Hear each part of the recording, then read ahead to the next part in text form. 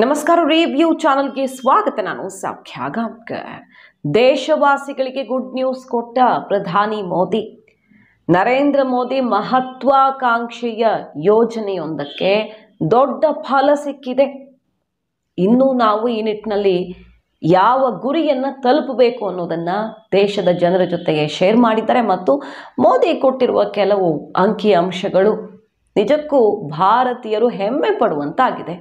ಮಾಹಿತಿನ ಮುಂದೆ ಇಡ್ತಾ ಇದ್ದೀವಿ. ಮಿಸ್ ಮಾಡಿದ್ರೆ ನಮ್ಮ ಚಾನಲ್ನ ಸಬ್ಸ್ಕ್ರೈಬ್ ಮಾಡಿ ನಿಮ್ಮ ಅಭಿಪ್ರಾಯ ಕಮೆಂಟ್ ಮಾಡಿ ತಿಳಿಸಿ. ಎಸ್ ವೀಕ್ಷಕರೇ, ಸಾಮಾಜಿಕ ಜಾಲತಾಣದ ಮೂಲಕ ಈ ಖುಷಿಯನ್ನ ದೇಶ ನಿವಾಸಿಗಳ ಜೊತೆಗೆ ಶೇರ್ ಮಾಡ್ಕೊಂಡಿದ್ದಾರೆ ದೇಶದ ಪ್ರಧಾನಿ ನರೇಂದ್ರ ಮೋದಿ. ಎಕ್ಸ್ ಮೂಲಕ ಮೇಕ್ ಇನ್ ಇಂಡಿಯಾ ಇವತ್ತು ಯಾವ ರೀತಿ ಮ್ಯಾಜಿಕ್ ಮಾಡಿದೆ ಅನ್ನುವ ಅಂಕಿ ಅಂಶಗಳ ಸಮೇತ ಕೆಲವು ವಿಚಾರಗಳನ್ನು ಹಂಚಿಕೊಂಡಿರೋದು.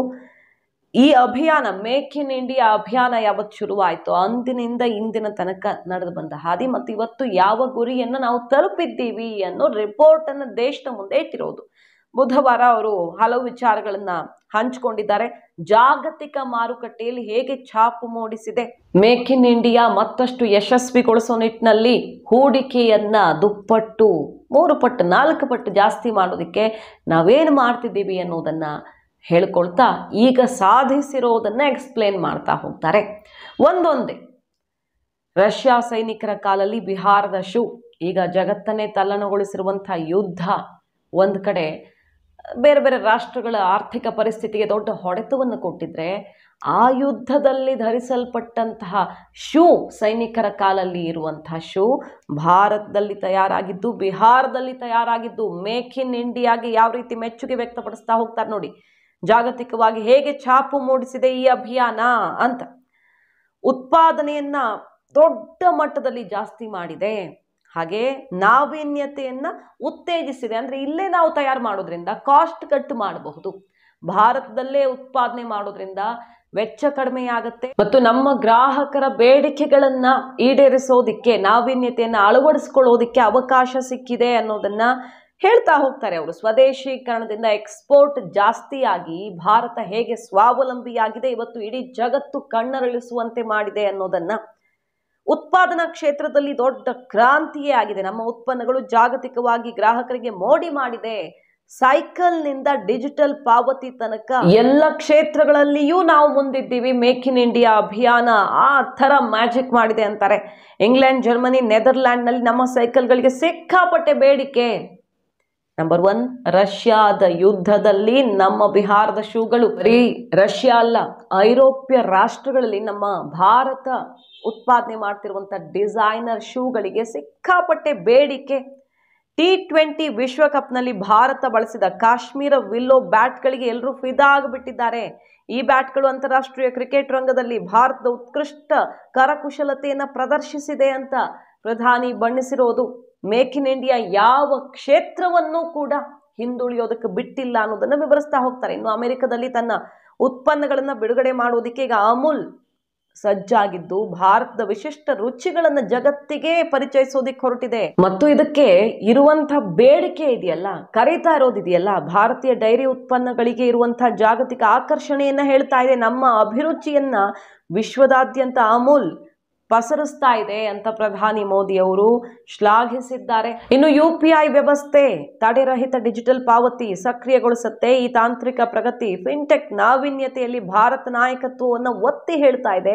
ವಿಶ್ವದಾದ್ಯಂತ ಡಿಜಿಟಲ್ ವಹಿವಾಟುಗಳಲ್ಲಿ ಕ್ರಾಂತಿಯನ್ನ ಉಂಟು ಮಾಡ್ತಾ ಇದೆ ಅಂತ ಅದನ್ನು ಕೂಡ ಬಣ್ಣಿಸಿರೋದು. ಭಾರತ ಮತ್ತು ರಷ್ಯಾ ಸಹಭಾಗಿತ್ವದಲ್ಲಿ ನಾವೇ ನಿರ್ಮಾಣ ಮಾಡಿರುವಂತಹ ಬ್ರಹ್ಮೋಸ್ ಕ್ಷಿಪಣಿಗಳು ಈಗ ದಕ್ಷಿಣ ಚೀನಾ ಸಮುದ್ರದಲ್ಲಿ ಕಾರ್ಯನಿರ್ವಹಿಸ್ತಾ ಇರೋದು. ಈ ಬೆಳವಣಿಗೆ ಭಾರತದ ರಕ್ಷಣಾ ಸಾಮರ್ಥ್ಯವನ್ನ ಮತ್ತು ಜಾಗತಿಕ ಭದ್ರತೆಯನ್ನ ಹೆಚ್ಚಿಸುವಲ್ಲಿ ಮಹತ್ವದ ಪಾತ್ರವನ್ನ, ಯಾವ ರೀತಿ ನಮ್ಮ ಶಕ್ತಿ ಅನ್ನೋದನ್ನ ಒತ್ತಿ ಹೇಳ್ತಾ ಇದೆ ಅಂತ ಮೋದಿ ಜನರ ಮುಂದೆ, ದೇಶದ ಮುಂದೆ ರಿಪೋರ್ಟ್ ಕಾರ್ಡ್ ಅನ್ನ ಇಡ್ತಾರೆ. ಇನ್ನು ಅಮೆಜಾನ್ನ ಬ್ಲ್ಯಾಕ್ ಫ್ರೈಡೆ, ಸೈಬರ್ ಮಂಡೇ ಮಾರಾಟ ಅಭಿಯಾನಗಳಲ್ಲಿ ಭಾರತದ ಉತ್ಪನ್ನಗಳು ಹೆಚ್ಚಿನ ಪ್ರಾಬಲ್ಯ ಸಾಧಿಸಿವೆ. ಇ-ಕಾಮರ್ಸ್ ವಲಯದಲ್ಲಿ ನಮ್ಮ ಉತ್ಪನ್ನಗಳು ಸಿಕ್ಕಾಪಟ್ಟೆ ಬೇಡಿಕೆಯನ್ನ ಪಡ್ಕೊಳ್ತಾ ಇವೆ. ಸೊ ಮೇಕ್ ಇನ್ ಇಂಡಿಯಾ ಅನ್ನೋದು ಎಷ್ಟು ಯಶಸ್ವಿಯಾಗಿದೆ ಅಂದ್ರೆ, ದೇಶ ವಿದೇಶಗಳಲ್ಲಿ ಭಾರತದ ಉತ್ಪನ್ನಗಳಿಗೆ ಸಿಕ್ಕಾಪಟ್ಟೆ ಡಿಮ್ಯಾಂಡು. ಇಲ್ಲಿನ ಕ್ವಾಲಿಟಿ ಮತ್ತು ಅಭಿರುಚಿ ಎಲ್ಲವನ್ನ ಮೆಚ್ಚಿಕೊಳ್ತಾ ಇದ್ದಾರೆ. ಅದು ನಮ್ಮ ಆರ್ಥಿಕ ಶಕ್ತಿ ಇಂತಹ ಕಷ್ಟದ ಸಮಯದಲ್ಲಿ ಗ್ಲೋಬಲಿ ಎಲ್ಲ ಡೌನ್ ಆಗಿರುವಾಗ ಭಾರತ ಯಾಕೆ ಇಷ್ಟು ವೇಗವಾಗಿ ಮುನ್ನುಗ್ತಾ ಇದೆ ಅಂದರೆ ಅದು ಈ ಮೇಕ್ ಇನ್ ಇಂಡಿಯಾ ಅಭಿಯಾನ ಯಶಸ್ವಿಯಾಗಿರೋದ್ರಿಂದ ಅನ್ನೋದನ್ನ ರಿಪೋರ್ಟ್ ಇಟ್ಟು ಹೇಳ್ತಾ ಇರೋದು.